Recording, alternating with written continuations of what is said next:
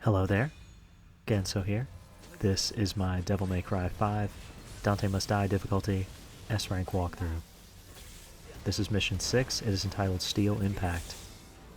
And this is a boss mission against Gilgamesh, who is an allusion to a weapon that Dante uses in Devil May Cry 4, even though I'm not exactly sure how that pair of gauntlets has anything to do with this walking tank monster, but here we are nonetheless. And you're going to see by my breaker loadout I have a pretty interesting strategy against this boss, which is to charge ragtimes and use showdown as much as possible to inflict damage. The boss is going to walk around the room, he's going to look pretty imposing, but for the most part he doesn't have too much to offer you. This mission's pretty simple. It's going to be a lot of environmental hazards. The boss is going to try to shake you off, the boss is going to use these spiked moves. Occasionally you'll see that he does, with those two tentacles at his sides, fire some laser projectiles at you, which can be a lot more dangerous if you're underneath him, like as you can see there. Yeah. If you're on top of him though, you can use this little red membrane that's in the center of his body to block most of that, and you'll be safe to just continue to wail on the boss. But yeah, kind of keeping with the theme of this game, there's a lot of bosses that are more environmental hazard than anything else, and that's not necessarily what a lot of the games have gone with, but it's a direction that they chose for this game. And while it does offer a lot of opportunity to just kind of continuously beat on the boss while you can worry about other things, I don't necessarily know that it fits with the series.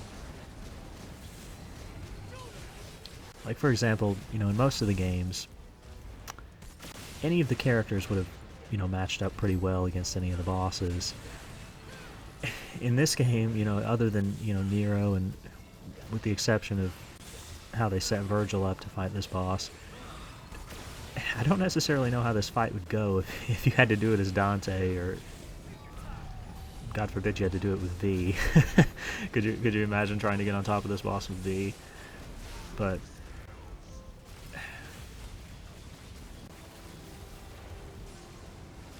anyway, so as you bring this boss's life down, there's going to be he's going to get more aggressive with those spikes coming up from underneath him, and you need to be very careful as you're beating on the boss, that you're paying attention to the ground and that you're paying attention to these two little tentacles that are firing the lasers at you. What'll get you hit more than anything else is just getting complacent and thinking that you're safe when you're really not. There is also one other move that this boss has. He used it sometimes against me, but not always, and there must be some kind of HP threshold that triggers the attack, and he has to be in a certain position, but I never really got it in this run. So he will occasionally fire like missile silos at you, and they'll land all over his back and all around the surrounding area and then explode. You need to be very careful that you're not close to one of those while you're beating on the boss or while you're moving away from them, because the explosion, it does cover more area than what you might think, and I've even seen evidence where two of these can kind of land on top of each other and explode at different times, and you don't want to get hit by that, so just be aware of it, and it should never hit you. But when the boss gets to this point, there's going to be a mandatory cutscene there where V brings him down, and you're going to have a good opportunity to beat on him, other than the fact that there's this weird angle here, and I'm going to be trying to use showdown, and you're going to get to see me failing at getting the showdown.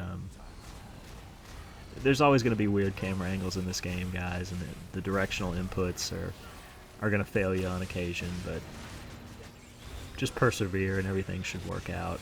You're going to get also an opportunity here to buster the boss, and that's going to deal a little bit of damage, but you really want to try to bring this boss down as quickly as possible, because the longer you spend in these environmental hazards, the better the chance that you're going to take hits, and that's something you definitely don't want. So just stay on top of him, dodge the attacks, And you can stay in the air with the air taunts and the firing of the gun if you're having trouble, but yeah, we're going to finish him off here with a showdown just for some extra flair. Getting the points on this mission is fairly simple. If you're on him and you're beating on him, you're definitely going to get the S rank here, as long as you don't die. This is going to kind of mark the ending of what I consider to be the easy part of the game. We're going to be moving into the more demanding part. But thank you very much for watching, and I'll see you next time.